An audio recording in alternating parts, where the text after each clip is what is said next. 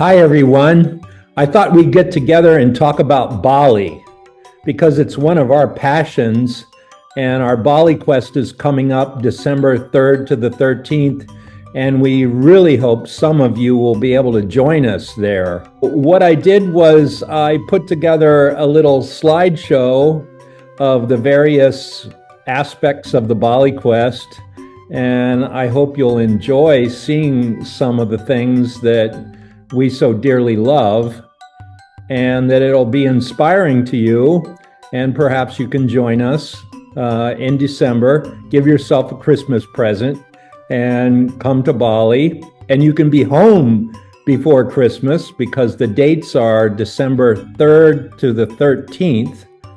And so I just thought I'd share some of the highlights of the Bali quest, and you can get a good impression of what to expect there.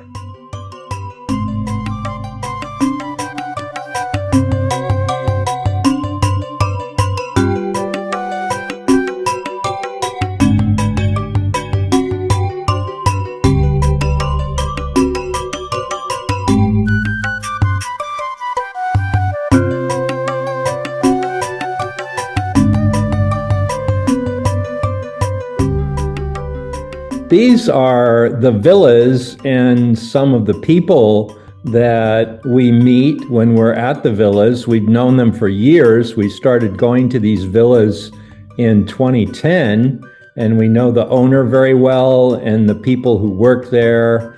And it's been quite a wonderful place for us to have our training. And it's very comfortable, very beautiful. Everyone has their own swimming pool and their own garden. And and it's perfect for our breathwork training that we do while we're there. So these are some of the pictures of the villas.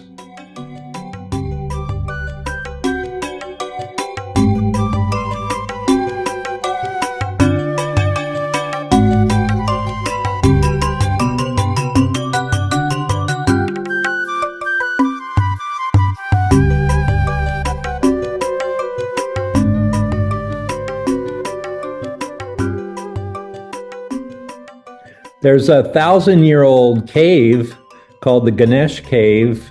Now, it has a Balinese name, but that's what we call it, the Ganesha Cave, where monks meditated in there for hundreds of years.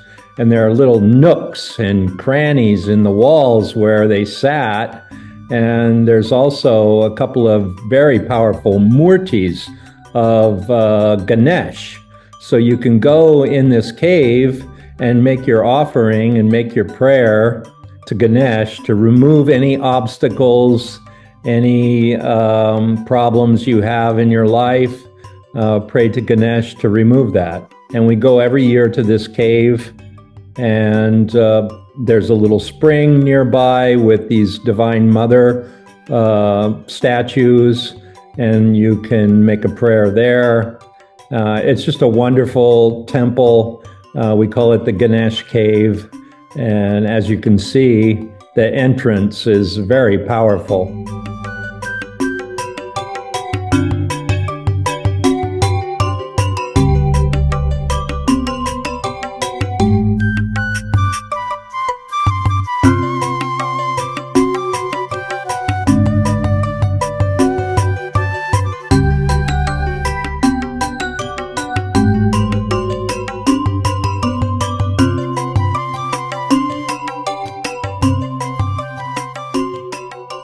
This is a very special place we call the Immortality Spring, Tirta Impal, and it's where people go to cleanse themselves in Bali. It's also over 1,000 years old, and there are these fonts where the water comes out, and maybe like 13 fonts on one side, and then a number of fonts in a pond on the other side. And what you do is you put your head under the water. It's like a baptism, and it's a cleansing. So you go under each font and you douse yourself, and you do that with the Balinese people. And you also do that with your temple clothes on. You go in the water fully dressed, and as though it's a temple. So you treat it with a lot of respect. Robert Kuhn called this place one of the immortality sites in Bali. And we always consider its physical immortality cleansing, and it can help us remove our troubles, our personal lies, our negative thoughts, and it's very rejuvenating. So part of our Bali quest, we go there.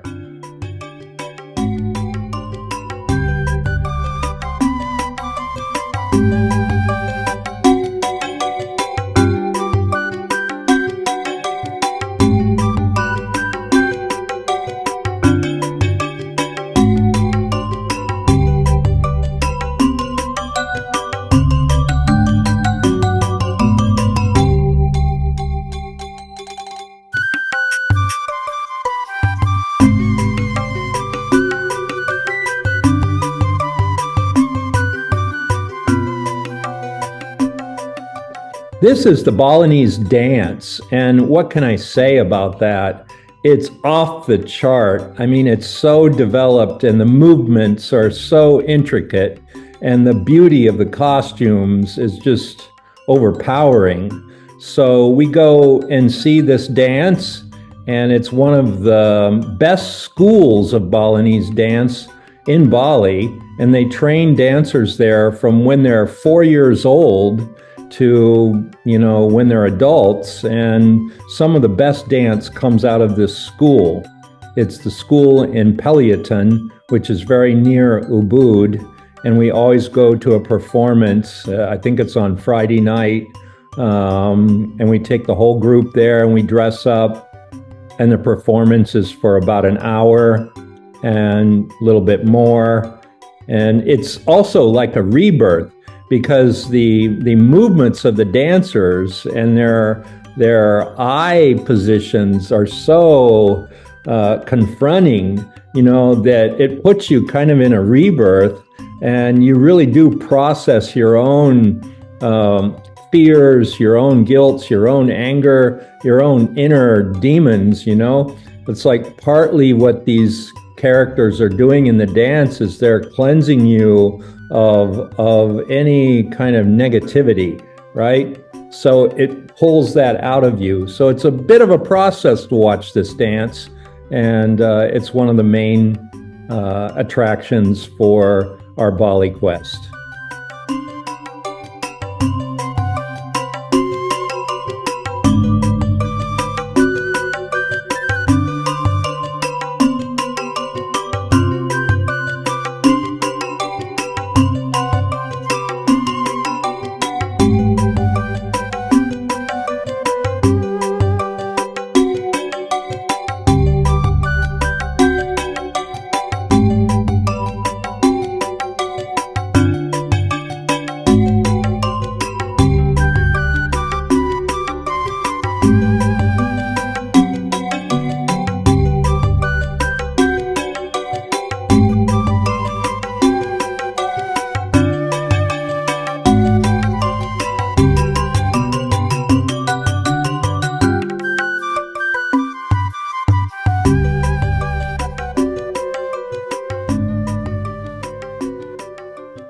We've been going to this fire ceremony in Bali for many years, and we know the family. It's a couple, a husband and wife, and they started a little mini Babaji ashram, and they do a very authentic fire ceremony there a few times a week.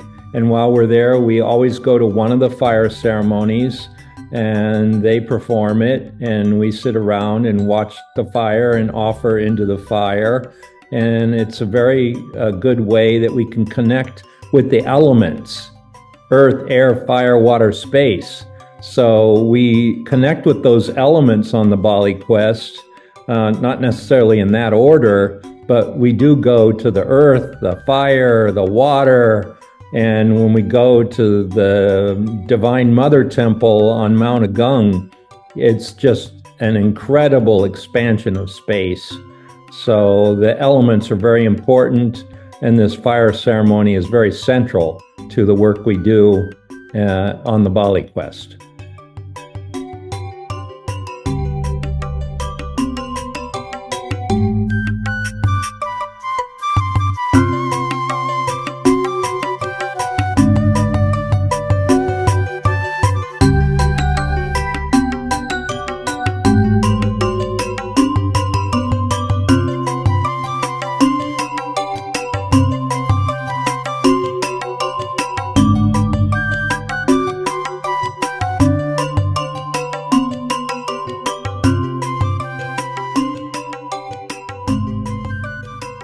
What can I say about the Baki Temple? The Baki Temple is the #1 Divine Mother temple in Bali, and it takes us about an hour and a half to drive there, but we go there towards the end of the Bali quest, and we go up to the 7th level. There are 7 levels of this temple, and we do some pujas and reading of Divine Mother names, and we have our driver who helps us bring the offerings, and there's a priest at this temple we've known for years, and he guides us through all the different levels, and we end up at the top of the Baki Temple, which you would think would be full of some kind of great architecture, but basically it's just a grove of bamboo and empty space and the sky. And when we get to the top, this is optional, but everyone can take the immortality vow, the physical immortality vow, if they want to. So we do that at the top of the Baki Temple, and we write to the Divine Mother and ask her to remove any blocks we have to longevity, good health, and help us to overcome death.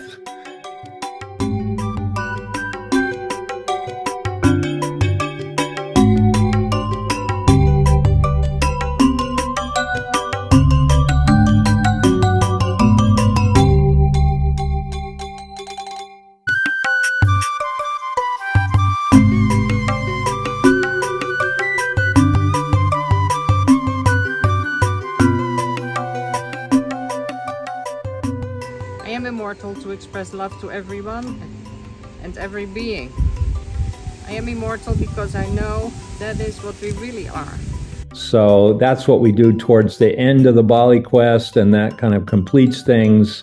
And also, during the whole time, we're doing breathwork sessions every day, doing exchanges, doing lectures on breathwork.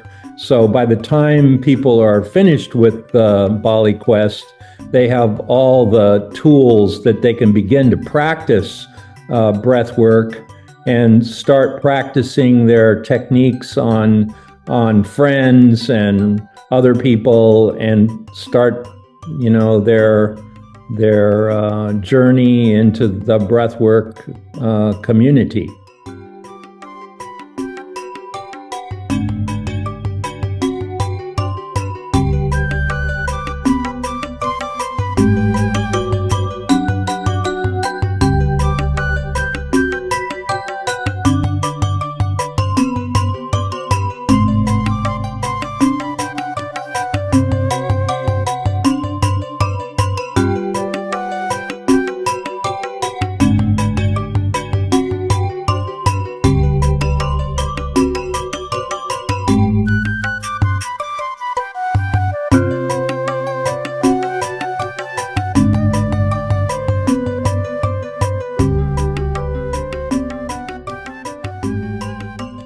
So this is just a smattering of some of the things in Bali, and we hope you've enjoyed this little video I put together, and we hope it's inspiring, and you'll come to Bali with us December 3rd to 13th.